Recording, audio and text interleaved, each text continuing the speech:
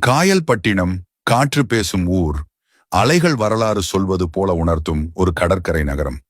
இந்த நகரின் ஆன்மாவை தாங்கிக் கொண்டுள்ள 4 கரையோரங்கள்: காயல்பட்டினம் கடற்கரை, சிங்குதுறை, கொம்புத்துறை, சுனாமி நகர். காயல்பட்டினம் கடற்கரை.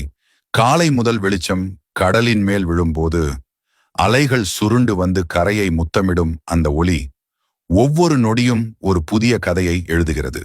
மீனவர்கள் படகை தள்ளும் சத்தம், மக்களின் சிரிப்பு, மாலையில் குளிர்காற்றை அரவணைக்கும் குடும்பங்கள், இவை அனைத்தும் சேர்ந்து இது காயல்பட்டினம் கடற்கரை, ஊரின் துடிக்கும் இதயம் என்று உணர்த்துகிறது.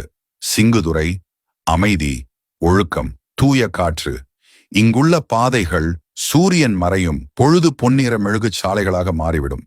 கடலின் வாசம், காற்றின் இசை மனதை மெதுவாக தூக்கிச் செல்லும் ஒரு சினிமா காட்சி போல.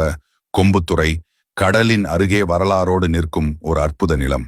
இங்குள்ள மீனவர்களின் வாழ்க்கை கடலின் ஓசையுடன் கலந்து ஓடும் ஒரு சத்தம் அல்ல, ஒரு ரிதம், ஒரு ஹார்ட் பீட்.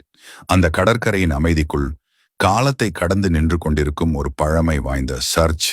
அதன் மணி ஒலி காற்றோடு கலந்தபோது இந்த கரையின் வரலாற்றை நினைவூட்டும். பழைய கல்லின் மேல் விழும் ஒவ்வொரு அலை சத்தமும் அரசராட்சிகள், பயணிகள், கடற்கரை வாழ்க்கை, நூற்றாண்டுகளை கடந்து வந்த கதைகளை சொல்வது போல இருக்கும். கொம்புத்துறை. கடலின் சக்தியும் வரலாறின் மரியாதையும் ஒன்றாக நிற்கும் இடம். சுனாமி நகர். ஒரு காலத்தில் பயத்தை நினைவூட்டிய பெயர். ஆனால் இன்று புதிய வீடுகள், புதிய கனவுகள், புதிய வாழ்க்கை. இங்குள்ள மக்கள் எழுந்திருப்பது ஒரு நகரின் மீண்டெழுச்சி மட்டுமல்ல, மனிதர்களின் மன வலிமைக்கு ஒரு சின்னம். சுனாமி நகர் இழந்ததை விட மீண்டும் கட்டியெழுப்பியது காயல்பட்டினத்தின் இந்த 4 பகுதிகளும். ஒரு சினிமாவின் 4 காட்சிகளைப் போல, ஒவ்வொன்றும் தனி அழகோடு, தனி கதையோடு பிரகாசிக்கும்.